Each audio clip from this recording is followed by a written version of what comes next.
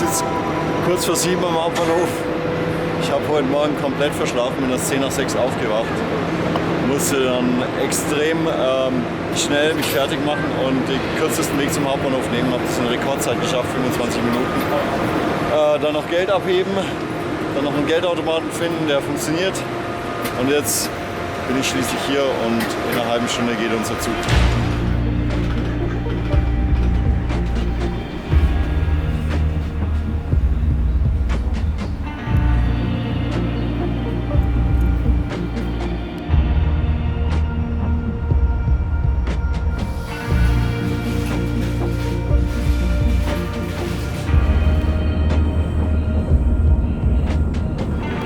Wir sind im Zug von Franzenfeste nach Innichen und wenn wir in Innichen angekommen sind, fahren wir hoch nach Sexten und dann geht es schon den Berg hoch bis zur Talschlusshütte.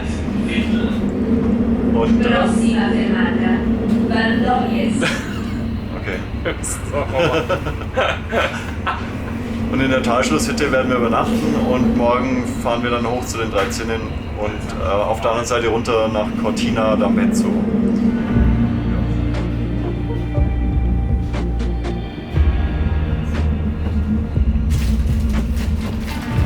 Ja, wir fahren jetzt von Innichen nach Sexten hoch und es hat ungefähr 35 Grad. Es ist sehr heiß und ab morgen soll es dann langsam zunehmend gewitterig und regnerisch werden.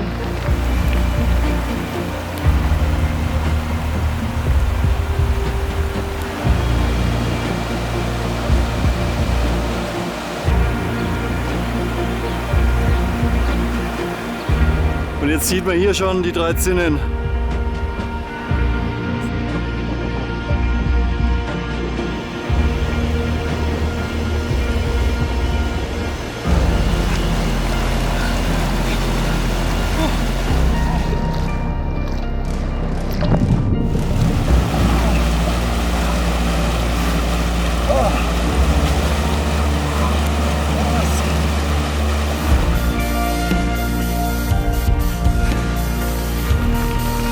Talschlusshütte, wir haben es geschafft.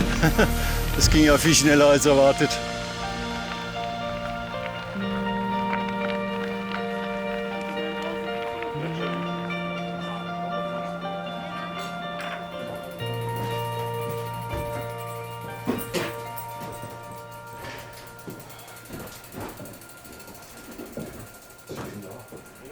Prost! Dankeschön. Jeder Tee? Für mich bitte. Jeder noch. Da haben wir Freude, da haben wir Frühstück. Ja. Danke.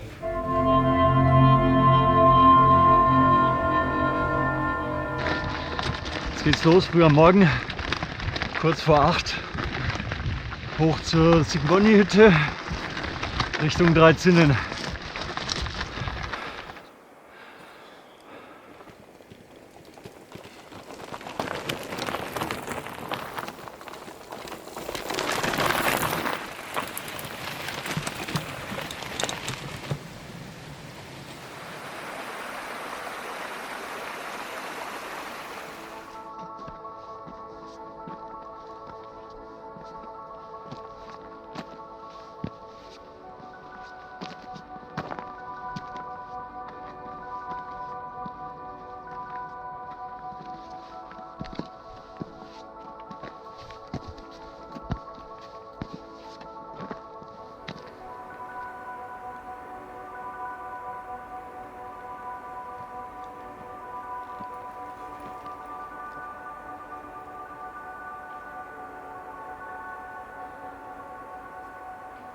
Ich glaube, das war jetzt die letzte Kehre vor der Zigmonji-Hütte.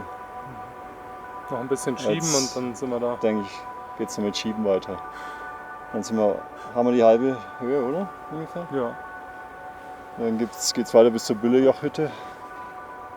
Das Wetter ist immer noch stabil und fantastisch.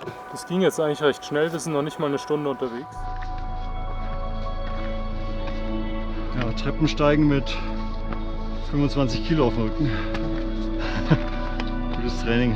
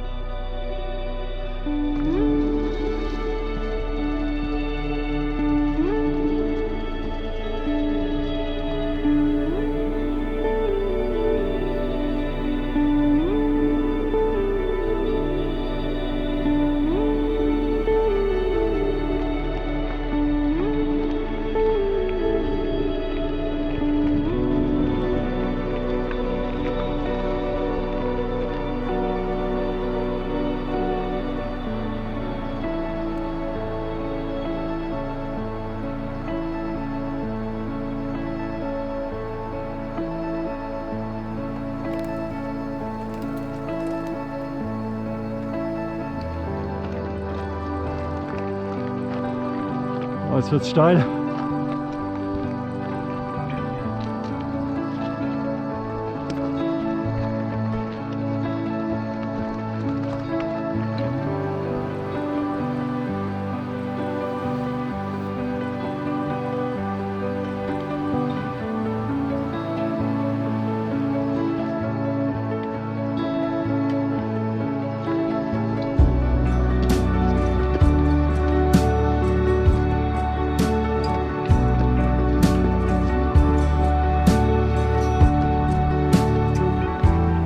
Ich denke, wir haben es jetzt bald geschafft, zumindest bis zur Zsigmondy-Hütte.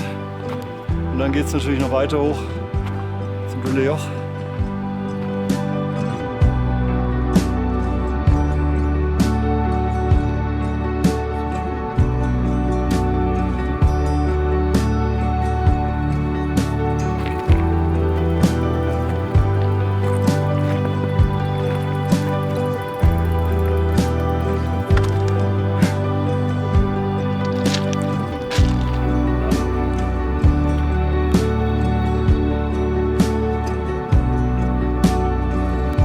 Ist das dein Fahrradsattel da? Ja.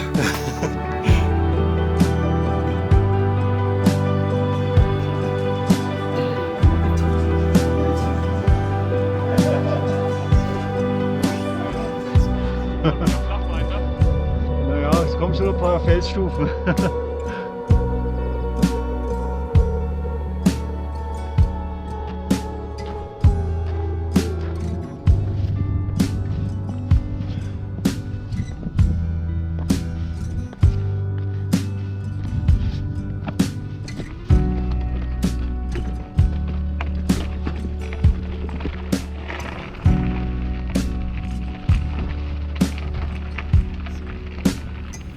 Jetzt ziehen dunkle Wolken auf, wie erwartet eigentlich. Wir brauchen aber etwas länger als gedacht, weil es doch recht viel Tragerei ist. Und jetzt hat es gerade schon ein bisschen gedonnert. Also müssen wir ein bisschen zügig vorwärts gehen, dass wir über den Pass drüber kommen, bevor hier ein Gewitter kommt.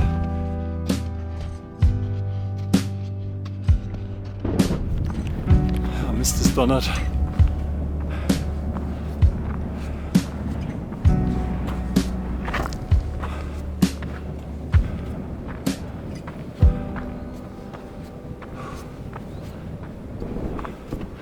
Der Wind frischt auch auf. Deutliches Zeichen für Gewitter.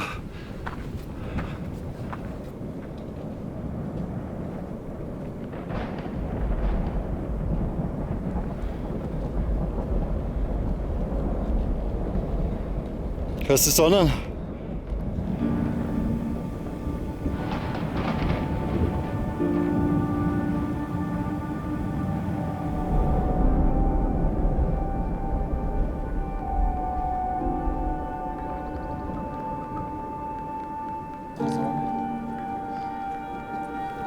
So, jetzt müssen wir aber schnellstmöglich hier weg.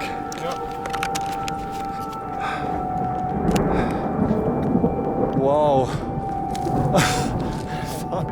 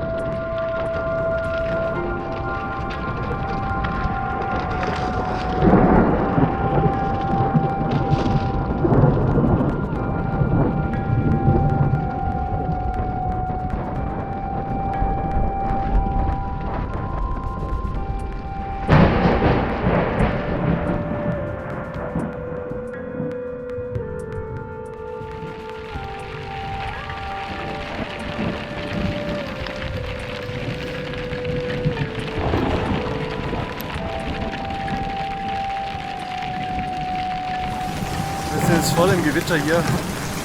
Also zwischen Blitz und Donner sind ungefähr 5 Sekunden. Das heißt, es ist noch einigermaßen safe, aber wir müssen echt schauen. Es kommt nochmal so ein kleiner Anstieg. Müssen wir drüber und dann können wir abfahren ins Tal, dann sind wir safe. Das ist unglaublich.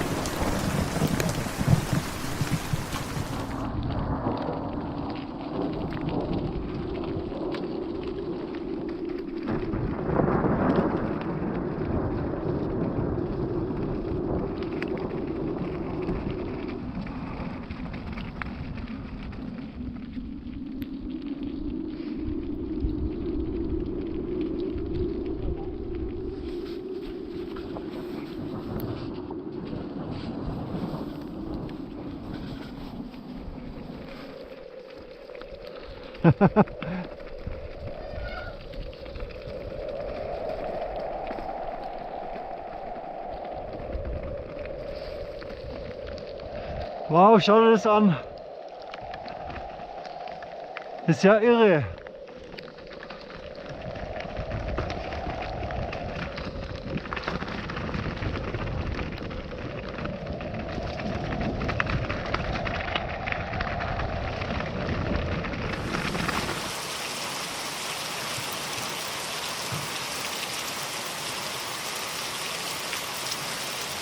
Wir haben jetzt durch Glück eine verlassene Berghütte gefunden.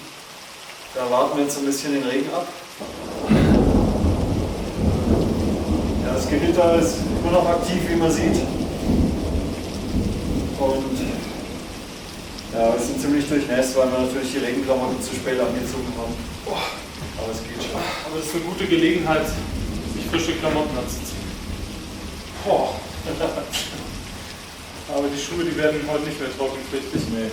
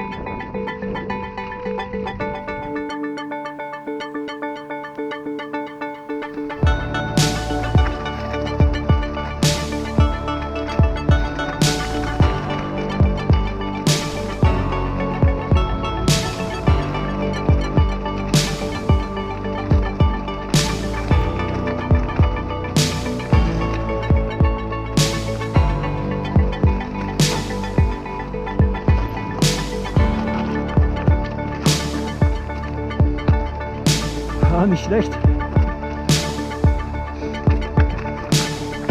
Es könnte hier, warte mal, da oben. Hier ist der Weg. Also Weg kann man es ja nicht nennen, aber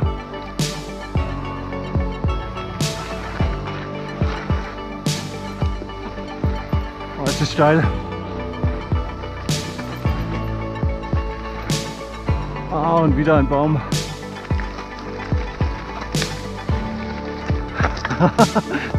Oh.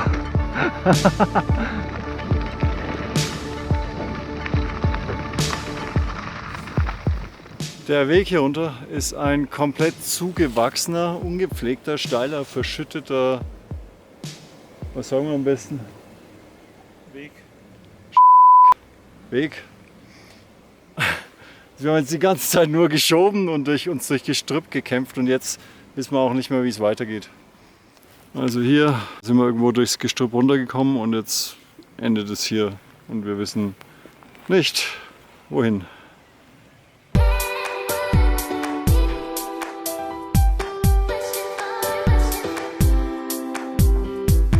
Ja, Ja gut, erst raufwärts schwitzen in Strömen, dann nochmal nass werden beim Abfahren und jetzt nochmal schwitzen in der Sauna.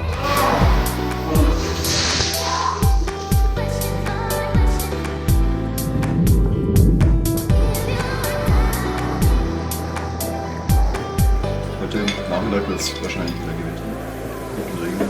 Also wir sind in Cortina, dann geht es zweimal mit einer Seilbahn hoch bis zum Ducat d'Aosta. Da geht es das seitlich am Farnesgebirge entlang. Damn. Also wir haben jetzt gerade mal geschaut, wo die Seilbahnstation ist und ja, sie war hier. Jetzt ist sie nicht mehr da. Dieses Jahr wird diese Seilbahn offenbar neu gebaut und jetzt müssen wir halt schauen, wie wir dann da den Berg hochkommen.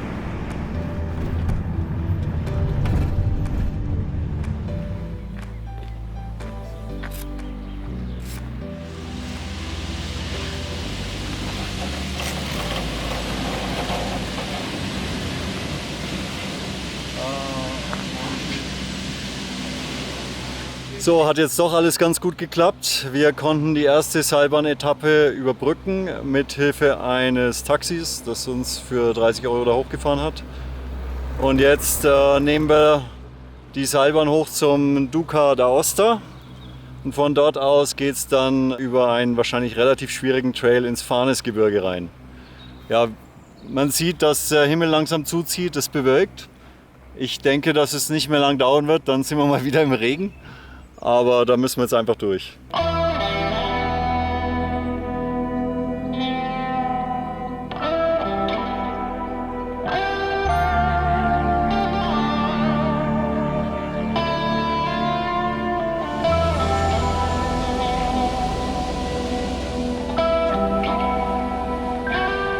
So, jetzt konnten wir noch durch einen glücklichen Zufall eine zweite Seilbahn mit nach oben nehmen. Das hat uns ein paar Höhenmeter erspart. Die war eigentlich nicht biketauglich, Ja. aber die Italiener drücken da ein Auge zu, Ja, also das war echt nett. Das Bike so auf den Arm nehmen. Ja, jetzt habe ich dummerweise meinen Helm im Hotel liegen lassen. Ja, das heißt, ich werde jetzt halt ohne Helm fahren müssen. Das ist der zweite Verlust. gut. Erst habe ich meine Sonnenbrille Ja, irgendwo genau. unterwegs liegen lassen, jetzt der Helm. Mal schauen, was wir noch alles liegen Ja. lassen. Hey, Ja, muss ich halt vorsichtig fahren wie immer. Ja, Ja. das hilft nichts. Fahren wir ab, würde ich sagen. Also Ja. die Aussicht hier ist auch toll. Wahnsinn.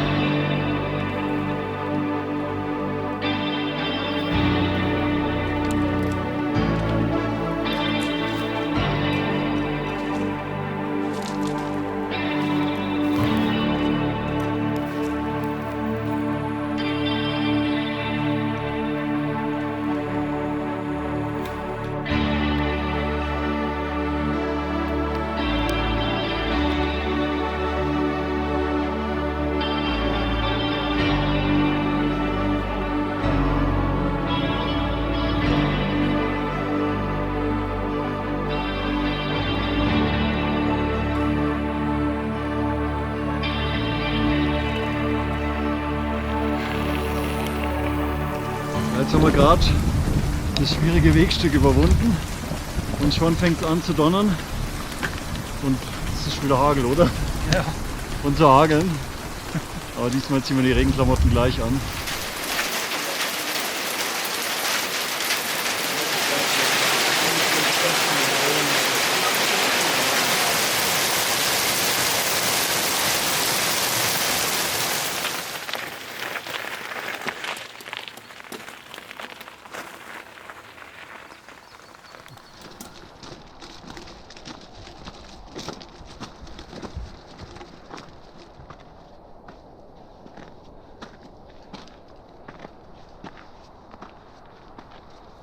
Es hat mal wieder angefangen zu regnen. Was sonst? Ja, jetzt sind wir hier gerade auf dem Aufstieg ins Farnesgebirge. Da hinter mir sieht man wahrscheinlich den Weg, den es hochgeht. Und ja, jetzt haben wir unsere Regenklamotten mal wieder angezogen. Und jetzt werden wir das Stück da noch hochgehen. Dann denke ich mal, dass der Weg vielleicht ein bisschen besser wird, dass man wieder fahren kann.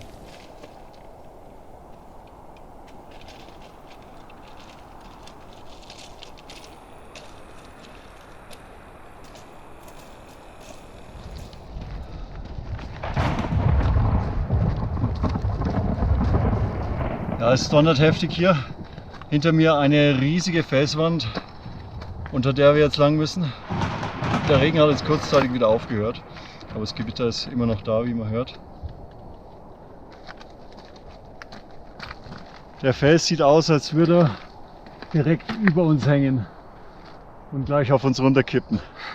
Also wirklich ein bedrohlicher Anblick.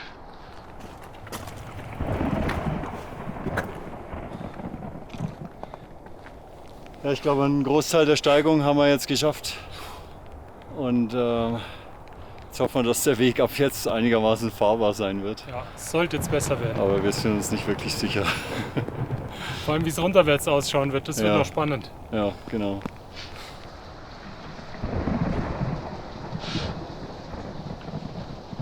Also nach örtlichen Gewittern sieht es nicht so aus. Bitte? Das sieht eher nach so einer richtigen Regenfront aus, die hier durchzieht. Ja. Aber hier ist es nicht gut.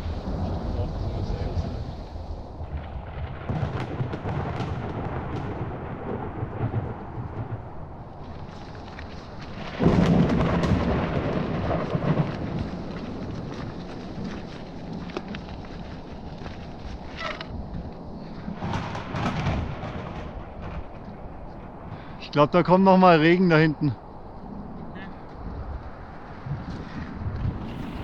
Ja, da hinter mir geht es am Steilhang lang. Es ist sehr ausgesetzt, fahren kann man auf keinen Fall. Wir müssen bloß aufpassen wegen Steinschlag, weil bei so einem Wetter kann sich doch mal ein Gestein lösen. Es donnert immer noch. Es schüttet schon wieder. Alles klar? Weiter. Ja.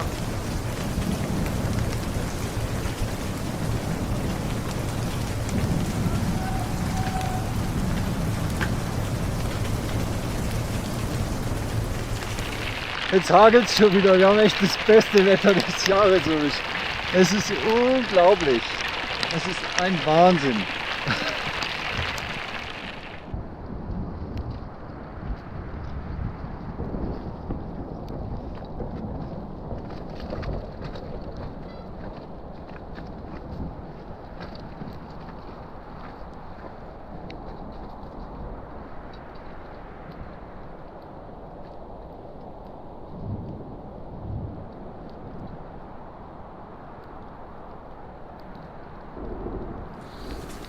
Ja, wir haben jetzt beschlossen, hier abzufahren, weil einfach der Weg ist eine Katastrophe und bei dem Wetter sowieso. Und so wie es auf dem Track aussieht, wird er eher noch schlimmer als Ja, besser. er wird noch schlimmer. Und jetzt können wir hier ins Tal runterfahren und dann nehmen wir wahrscheinlich die Straße bis St. Cassian. Da geht es dann da hinunter.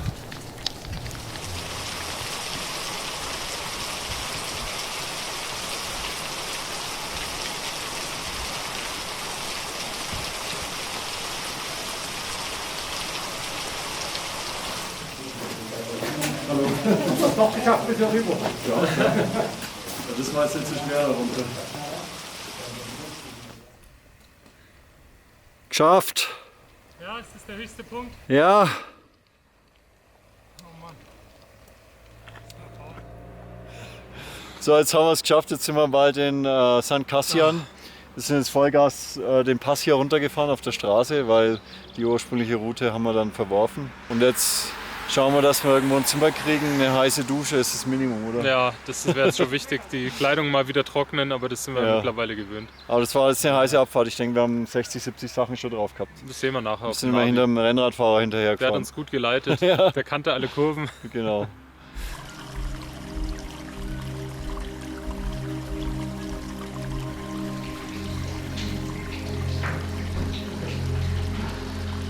Wow, was für ein Tag.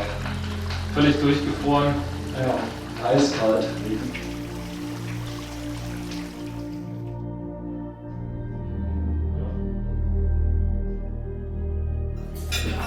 Ja, meinst du, es sieht ein bisschen unmäßig aus für einen Vorspeisenteller? Aber ich freue mich schon.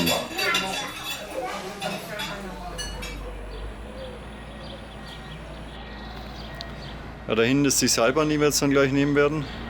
Wir sind hier echt gut untergebracht in dem Hotel. Jetzt fahren wir erstmal mit der Seilbahn hoch auf den Piz zur Rega.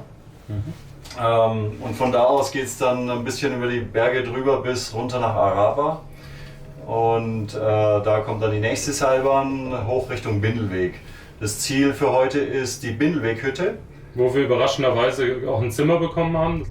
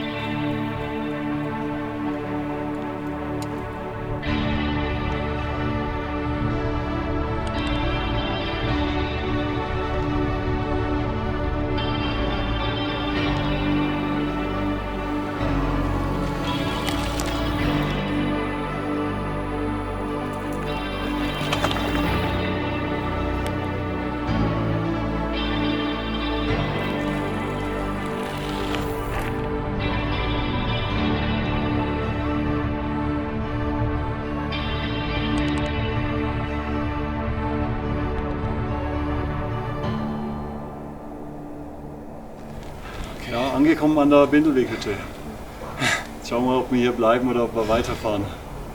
Ah, wahrscheinlich bleiben wir schon hier. Ja. Das ist ja schön, wenn wir morgen im Sonnenschein dann den Rest vom Bindelweg fahren können, der hoffentlich besser fahrbar ist. Ja.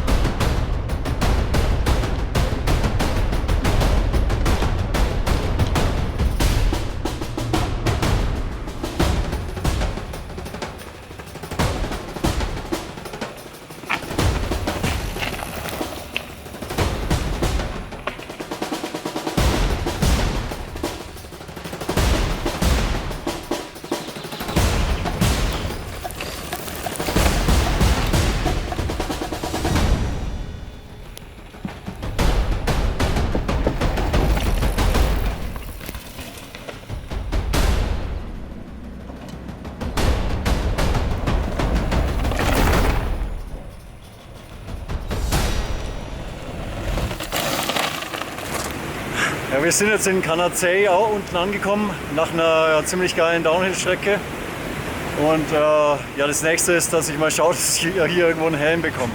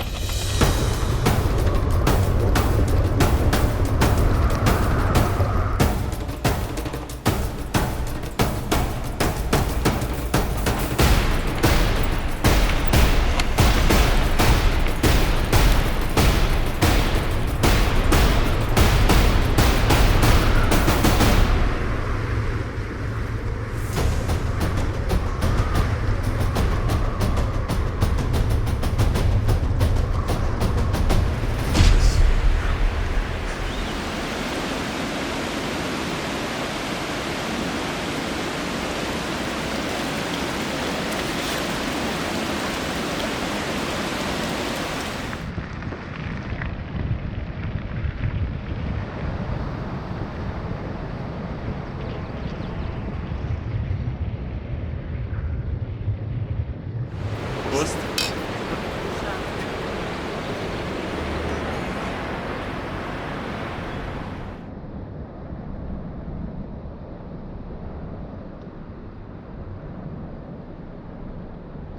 So, letzte Gondel bis zum Passo Feudo. Die Bikes werden jetzt in den Sesseln hinter uns eingeladen und wir hoffen, dass sie nicht abstürzen.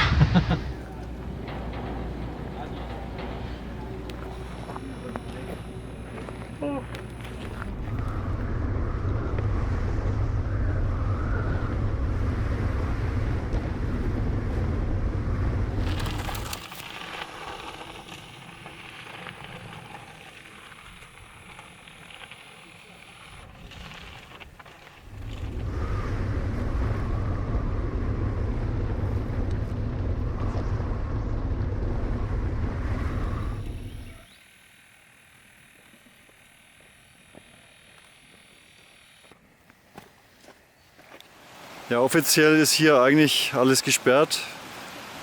Gibt es viele Waldarbeiten wegen Schneebruch. Massenweise Bäume sind hier in der Gegend umgestürzt.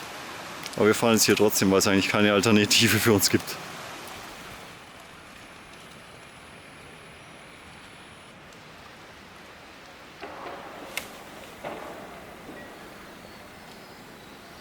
Also da hat es 4 oder 5 Bäume quer über den Weg gelegt. Ich denke, wir können schon versuchen, hier drüber zu tragen und dann schauen, ob der Weg da weiterführt. Oder was meinst du? Ja.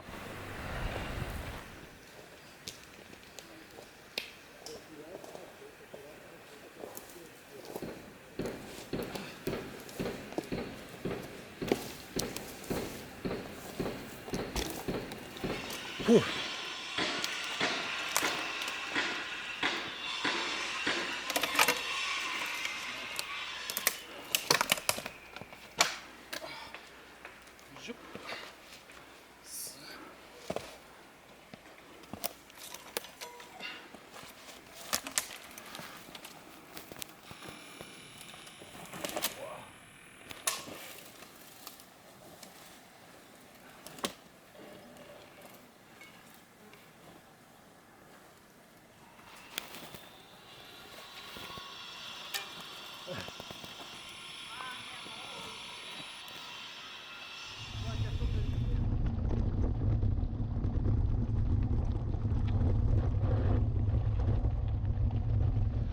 Ja, wegen massenweise umgestürzten Bäumen konnten wir unseren Weg dann doch nicht fortsetzen wie geplant und müssen jetzt einen größeren Umweg in Kauf nehmen.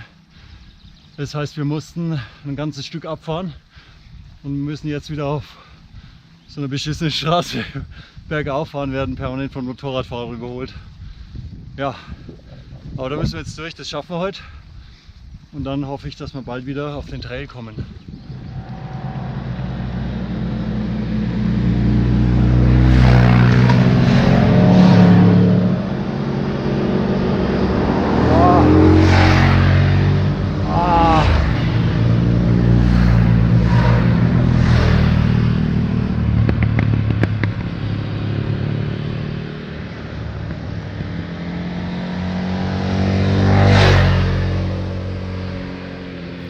Ja, so sehen hier die Wälder überall aus.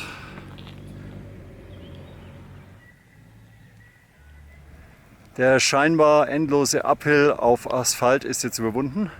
Wir sind oben und jetzt denke ich mal, geht es fast nur noch bergab bis runter ins Etschtal.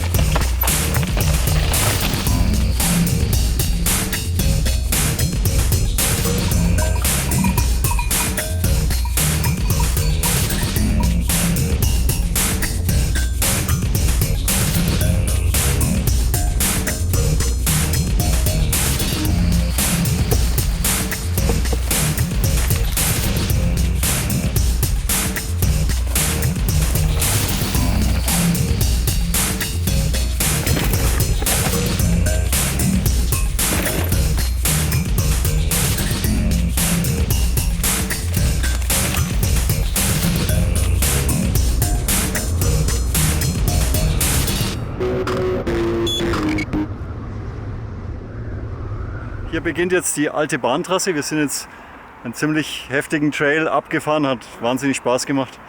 Also das hat sich dann doch gelohnt. Da sollte es jetzt kontinuierlich im gleichmäßigen Tempo runtergehen bis ins Etschtal.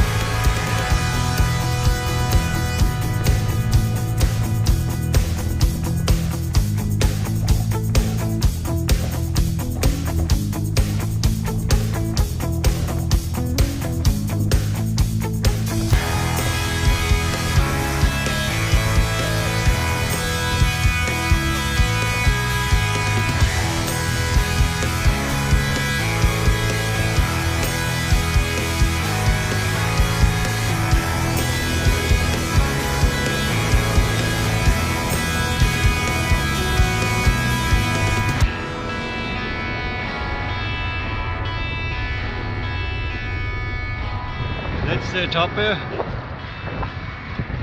Wir fahren jetzt nach Mezzo Lombardo und dann mit dem Bus hoch nach Santel.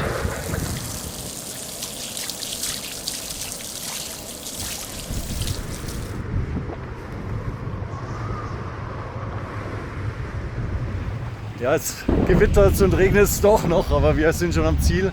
Gehen jetzt nur schnell Pizza essen. Genau. Prost. Grazie. Prego, olio piccante o olio Sì, olio piccante per favore.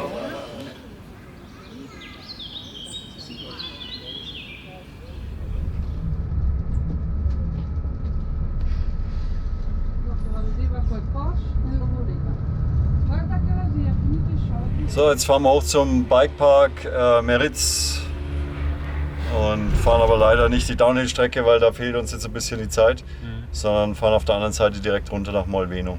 Und dann haben wir noch einiges vor uns. Ja, genau. Fahren.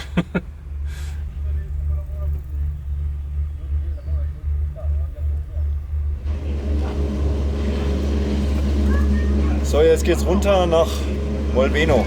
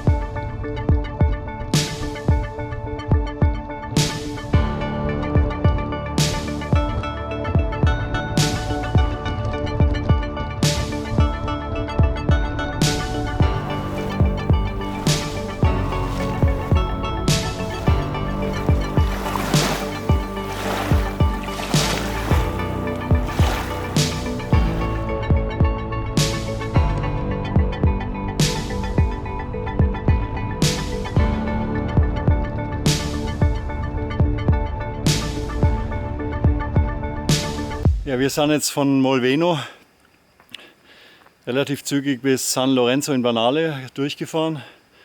Wenig Zwischenstopps, weil wir haben noch ein ganzes Stück vor uns. Es ist schon 14 Uhr und der Gardasee ist noch ein ganzes Stück entfernt. Ich denke, es wird relativ spät, bis wir heute Abend ankommen.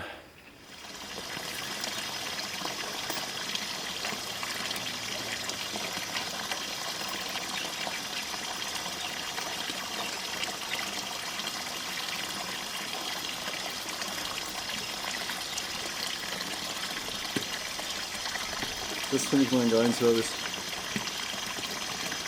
Ach so. Das ist doch cool. Da bin ich doch dabei.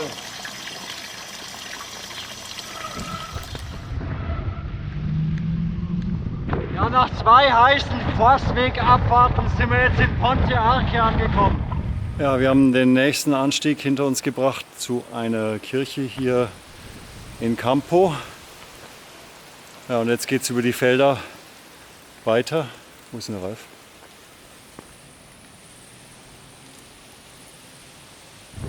Wir fahren gerade über die Felder Richtung Dasindo und wir haben jetzt schon ein paar Regentropfen gespürt. Der Wind frischt merklich auf. Naja, aber das sind wir jetzt bald in Dasindo und dann fahren wir ins Val d'Omasona ein. Und dann geht es nochmal richtig den Berg hoch.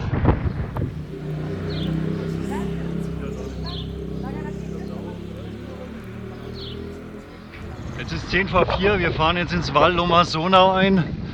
Jetzt fängt es an zum Regnen. Es ist aber sehr warm. Eigentlich ist es eine willkommene Abfrischung.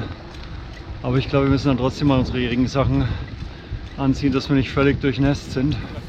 Ja, jetzt sind wir im Val d'Omasona und stellen uns gerade ein bisschen unter den Bäumen, weil es einen Gewitterschauer gibt. Ein bisschen donnert's, aber ich denke, wir fahren bald weiter.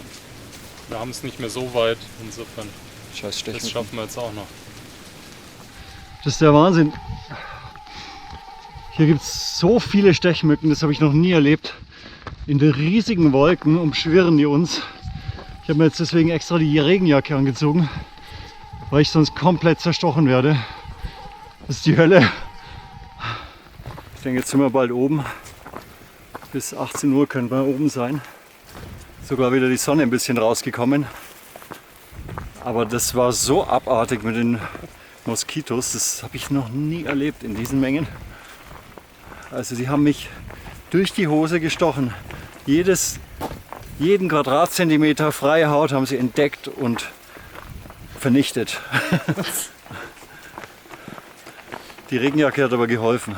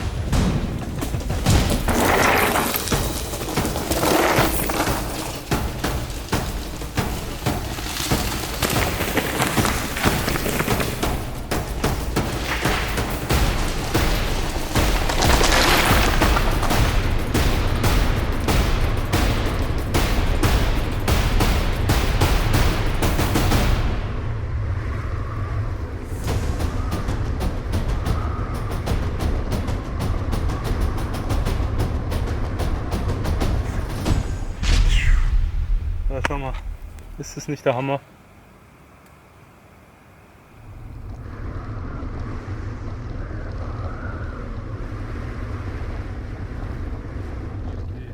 Julia wird sich auch denken, wie sehen die denn aus? Überall Schramm. So, jetzt fahren wir noch den Radweg von Arco bis zum Gardasee, bis Torbole. Und dann haben wir es geschafft. Dann sind wir am Ziel angekommen.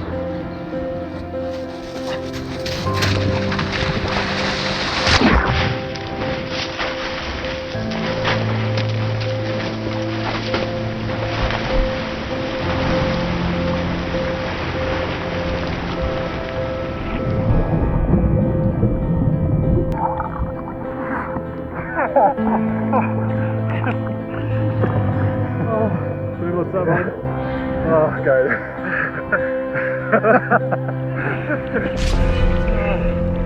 ist eigentlich voll angenehm. Ja. Jetzt auf den Helm.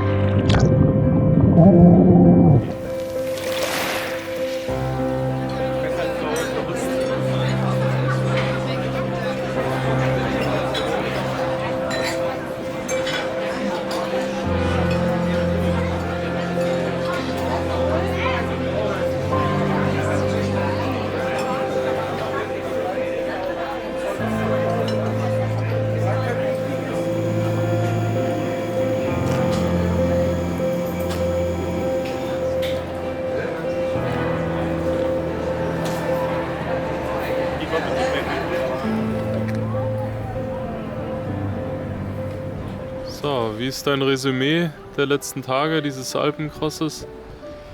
Ja, Freeride Alpencross Teil 2. Ne? Also, der erste Teil hat gut angefangen, leider bitter geendet. Aber das haben wir jetzt ja abschließen können. Und wenn man jetzt so hier am Gardasee hockt, eine geile Pizza im Magen und dann eine Eiscreme, dann sind irgendwie die ganzen Strapazen wie weggeblasen.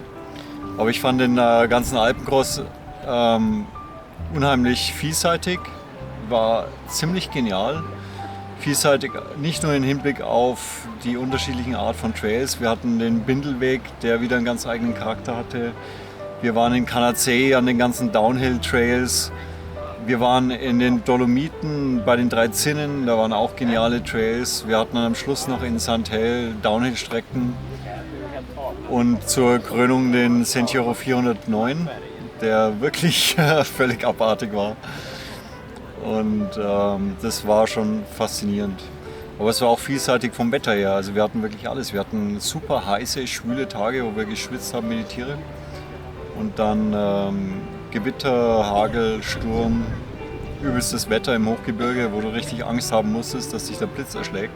Und ich finde immer diese Vielzahl von Eindrücken und diese Impressionen, das macht es eigentlich aus und das macht eigentlich irgendwie süchtig danach. Also wir sind auf jeden Fall sehr glücklich, hier heil angekommen zu sein. Es war wahnsinnig abwechslungsreich, also das hätte ich nicht gedacht. Ich war ja selber noch nicht in den Dolomiten und es ist eine wunderschöne Landschaft. Der Bindelweg war jetzt vielleicht fahrtechnisch nicht das Beste, aber das Drumherum ist wirklich fantastisch gewesen. Auch dort dann in der Bindelweghütte zu übernachten, ich denke, das war die richtige Entscheidung. Das war einfach fantastisch, dort abends noch mal ein bisschen rumgehen zu können, sich das Ganze anzuschauen. Die Tier- und Pflanzenwelt dort sehr, sehr schön. Von den Trails haben wir eigentlich alles gehabt, von einer langweiligen Forststrecke runter bis hin zu richtig harten Abfahrten. Der krönende Abschluss war schon der 409er, den lieben wir sowieso, diesen Trail, und es war wieder der Hammer. Wir sind ihn gefahren, wie wir ihn mit den Downhillern fahren, das sieht man vielleicht auf dem Video an der einen oder anderen Stelle, wo wir es ein bisschen übertrieben haben. Aber insgesamt wirklich der Hammer. Vom Wetter her muss ich sagen, bin ich eigentlich ganz froh, dass es nicht 6 Tage lang 36 Grad warm war. Das wäre mir jetzt zu viel des Guten gewesen. Umso mehr Spaß macht es dann, wenn man im Wellness dann im Hotel ist. Und das hat mir auch sehr gut gefallen. Wir sind oft in Hotels gewesen, eigentlich zufällig. Das war dann relativ günstig, hat aber dann zufällig noch einen Wellnessbereich mit dabei gehabt. Das fand ich halt super. Also das ist dann doch was anderes als Bivakieren. Das wäre jetzt nicht so mein Ding. Von daher, ja, summa summarum wirklich eine super Sache, eine sehr, sehr schöne Erfahrung. Ich würde es vielleicht nicht 1:1 wieder machen, weil es halt schon sehr, sehr anstrengend, sehr krass ist. Aber ich denke mal, das war auf jeden Fall toll, dass wir das so gemacht haben und es war unbedingt nötig als Abwechslung zum langweiligen Alltag.